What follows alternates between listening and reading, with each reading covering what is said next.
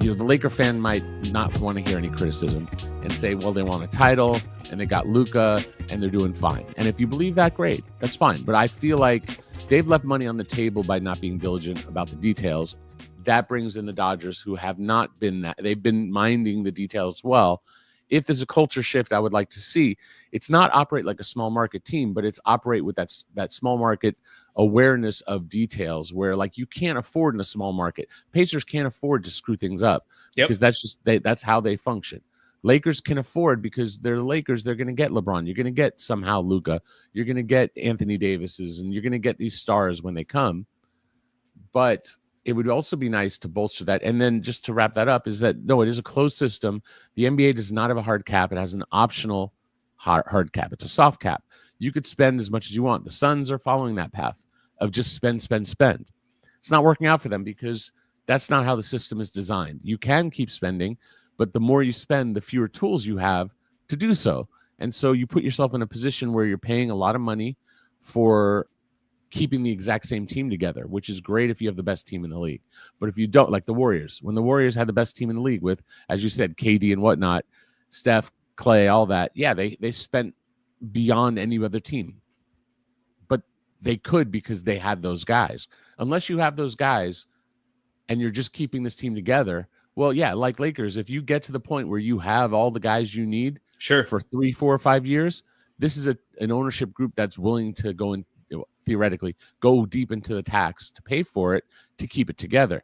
That hasn't been the Genie Rob Pelinka problem dating back to that 2000 title and on, is that if they had the right group, they traded it all for Russell Westbrook, and then they had to unwind the Russell Westbrook. And now here we are looking at a team that doesn't even have a center. And how do you get a center? Well, you can't just go spend $30 million on Miles Turner and Naz Reid. They can spend $6 million, which can get them Clint Capella maybe, which is fine. But Clint he doesn't have great hands. There was a point he was finishing at like 65% of the basket or higher or whatever. Now it's dropping. He's not as good as he was. So you get what you pay for. And so you can't just say, oh, Lakers will spend now. They were spending. They were one of the top 7 teams in the league the last, 8 years in spending. I want to point one thing out. But first off, you said that. I like what you said. And I think hey, you should have a mentality a little, even though you're a bigger market, there are some things you could take away from what small markets are doing, and you should incorporate that.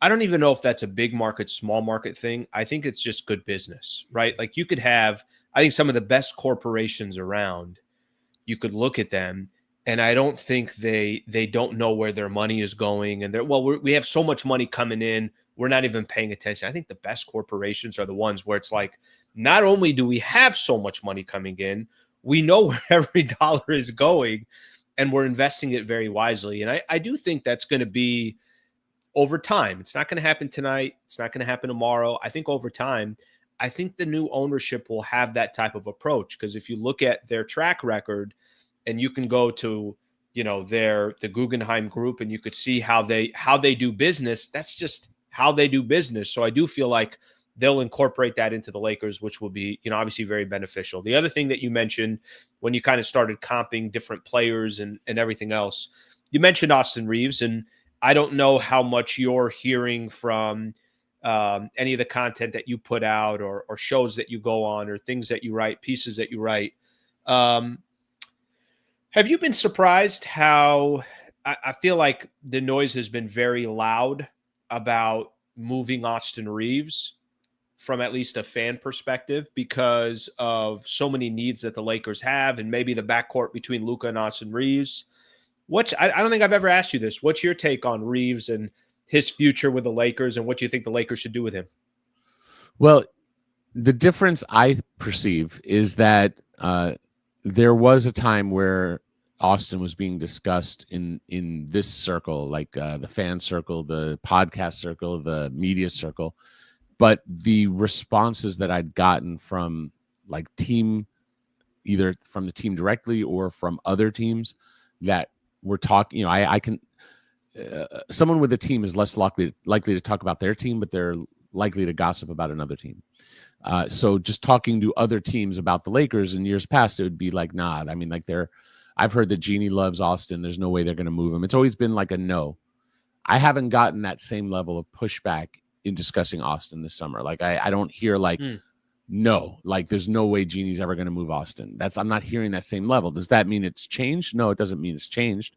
It might be that maybe the Lakers are more focused on the sale and they haven't been putting out the same messaging. But my understanding is that there's concern about whether they can afford him, and that there's also the should question, right? Where before they got Luka, it was just they didn't have anyone else outside of LeBron who can create offense, right? Like AD was a scorer, but he was an inside scorer who needed the ball. You need someone to get him the ball where he can do it. So he's a finisher and an incredible one. That's not denigrating him. He's not like a point forward like how LeBron is going to get everybody shots. AD can get shots out of being a big man, which is great in and of itself, but it's different. Now they have Luka, who is a preeminent shot creator for himself, for others. And now you have this in-between stage where you have LeBron, who is also that, but you don't know how long LeBron is going to be around. I don't think he knows. I don't think the team knows. It feels like he's back for at least this year, maybe opting in or opting out and re-signing for maybe 2 more years, this year and next, with another player option, or most he could do is a 3-year deal. So the options are between 0 and 3. I don't think 0 is on the table. I think he's back. I don't think anyone thinks he's not back. So 1 to 2 is probably where we end up. Those questions are really significant because, as great as LeBron was defensively within a role, there were aspects where he was not great defensively. Like LeBron does, like in the half court, LeBron is not going to be getting all the way across the court, doing the kind of stuff like Lou Dort or whatever was doing the other day, Alex Cruz. Like he does what he does well.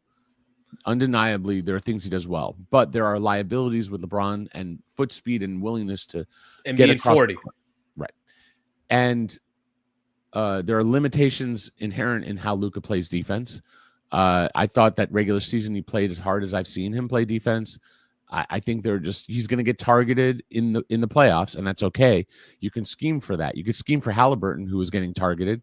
You could scheme for Steph Curry, where he gets targeted. It gets a lot harder when you have 2 guys who can get targeted, and then if you have 3 guys who can be targeted, because LeBron can be targeted not directly, but in terms of ball movement, right?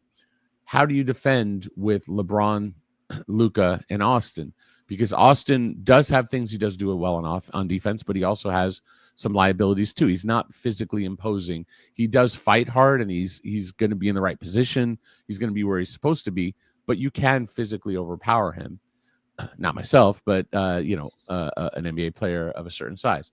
So I think that with no center protecting the rim, and asking Dorian Finney-Smith and like Rui, who's also a limited defender, does some things really well. Vanderbilt, who's limited offensively. Vincent, who's a good defender, but also limited in height. Like you start going through and there's just like, how do you build this team around Austin, Luka, and LeBron?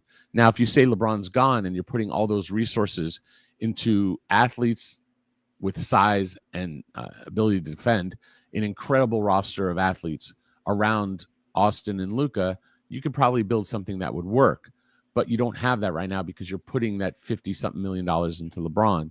So I think that's really the question. If you're saying no matter what, we're letting LeBron finish his career here, and if no matter what, the Lakers are going to do whatever they can to keep Luka here, and if you say that combination isn't going to work with that investment with Austin, then maybe you have to plug in those holes somewhere else.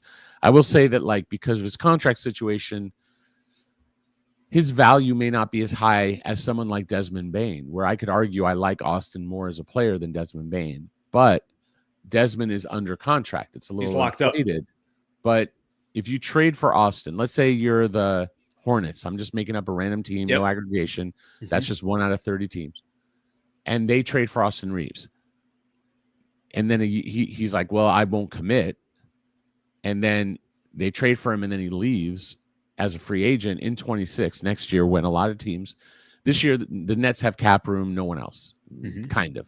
right? Like other teams can trade to it. The Grizzlies might have it, but use it on Jaren Jackson Jr. Basically, there's no cap room. And we will see maybe the Pistons trade to get cap room. But as of right now, only one team. 2026 rather, teams do project to have cap room. Maybe 5, 8. I don't know the number. We won't know the number for some time, but we'll know the number at some point. And so if you trade for Austin and he doesn't commit and you lose him, then you wasted your time, and that diminishes his trade value for the Lakers because, unless Austin and his people are saying, yes, we commit, we'll re-sign no matter what, and they'll say, we'll max you out. Sure, if a team's maxing him out, but now you're trading for Austin Reaves that you are committing to max out. Is he a max guy? And does that diminish the value you get in return for the Lakers? So they're in a little bit of a tricky spot. He's their best piece when it comes to a trade piece, his contract. But he's also really valuable and hard to replace. All right, thank you very much for watching the clip. Just want to give a shout out here to one of our partners, the Wallace Firm. They are official injury attorney of the Sliwa Show and Hoops Talk, the entire channel. If you are ever in a need, and I hope you're not, but some type of serious injury with yourself or a family member of yours, I would like to personally help you by introducing you to the best in the business, Brad Wallace and the Wallace Firm. Also got a URL out here that you can use as well. Just go to wallacewins.com/Sliwa. Thank you for their partnership, and thank you for being a part of the Sliwa Show.